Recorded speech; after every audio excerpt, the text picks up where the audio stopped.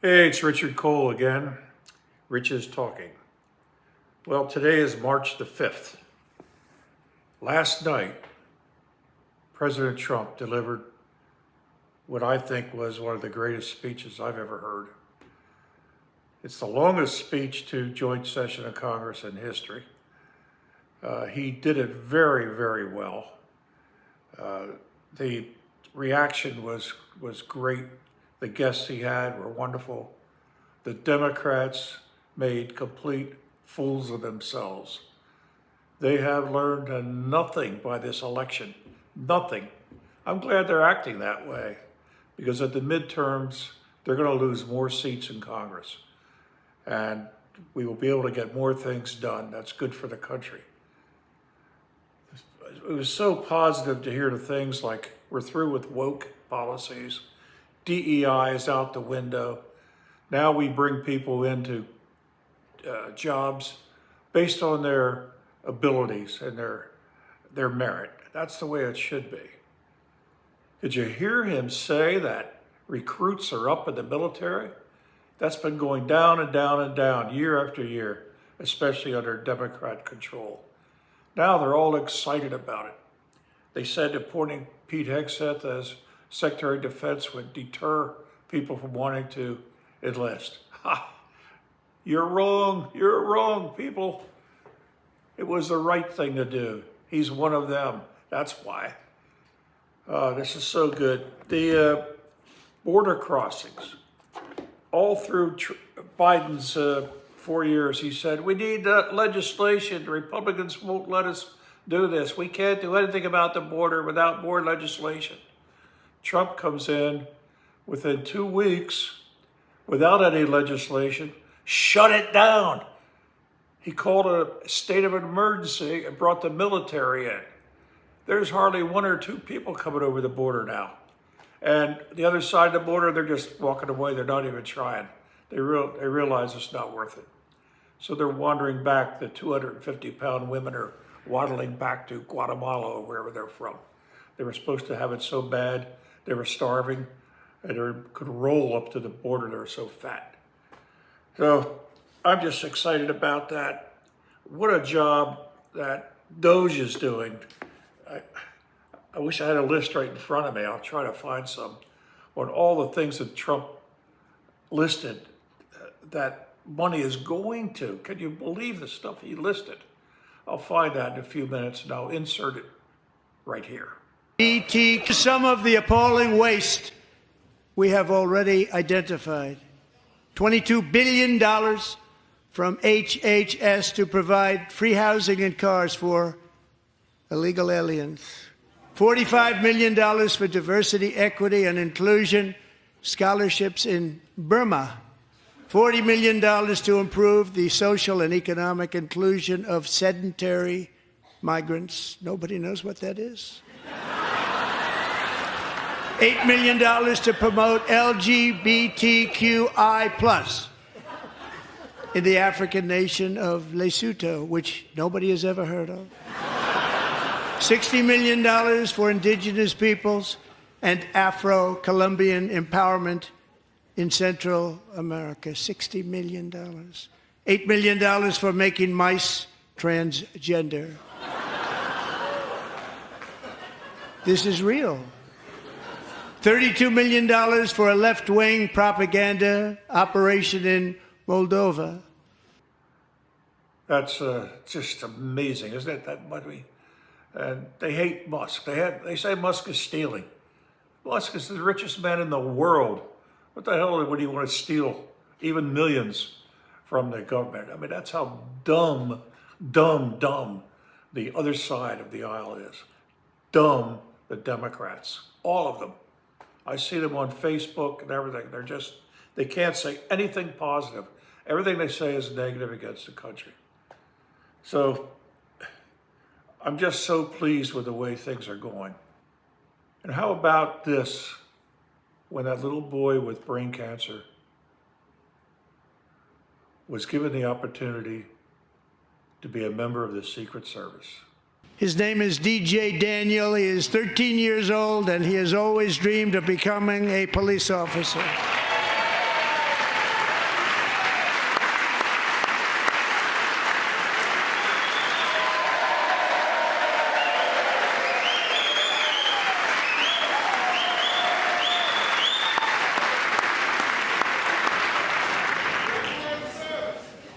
But in 2018, DJ was diagnosed with brain cancer. The doctors gave him 5 months at most to live. That was more than 6 years ago.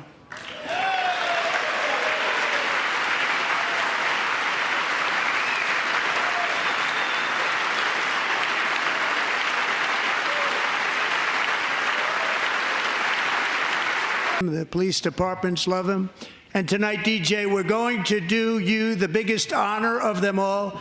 I am asking our new Secret Service Director, Sean Curran, to officially make you an agent of the United States Secret Service.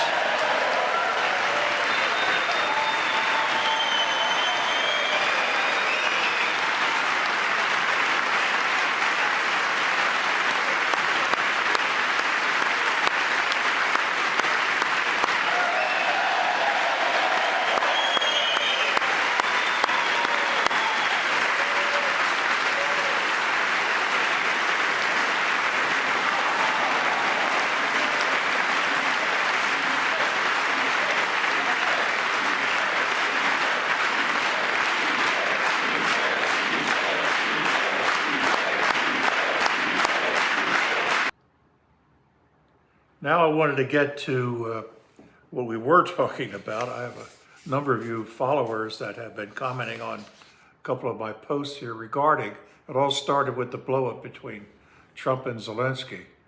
And I have to say, some of the comments from you folks have been helpful and enlightening, so I appreciate it. It doesn't go ignored. I read them and I try to check them out.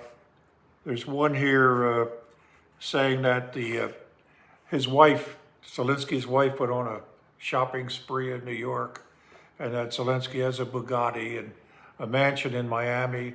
I see that. I'll be happy if I could only find proof of these things. I haven't been able to find it.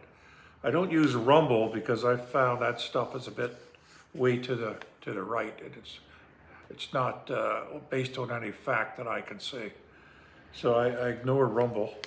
But I read just now, this morning, the history of Ukraine from the time that the wall came down, Berlin Wall came down, and agreements. There's two theories. One is saying that we promised when the wall came down that we would not go any further east into any other countries. And we did. They're talking about NATO not going any further east. And we did by taking Poland and other countries in. And Ukraine is one that was being eyed about taking them in. And that Russia felt threatened because Ukraine was historically, for thousands of years, always part of Russia. And that part I do believe is true. And Russia decided that they had to have it back. When they took Crimea, there was an election there where over 90% of the people wanted to be part of Russia. I don't know if you could prove that or not, but that's what I read. Whereas the press that we've heard from here said those were not true polls or votes or anything, and Russia made them up. So it's just so hard to prove this stuff. And then Zelensky, there's one that says he has a kid with Down syndrome walking through checking for bombs or mines. That was hard to believe, but I'd like to see where this stuff comes from. Just a lot of things here, but a lot of it is also helpful. For example, I didn't realize the Democrats had met with Zelensky within an hour prior to his meeting with Trump. And here's a photograph that was posted on X by Senator Murphy, Chris Murphy of Connecticut, saying just that.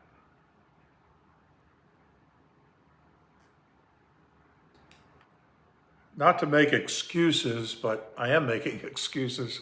The day that blow-up happened, I was coming home from the hospital.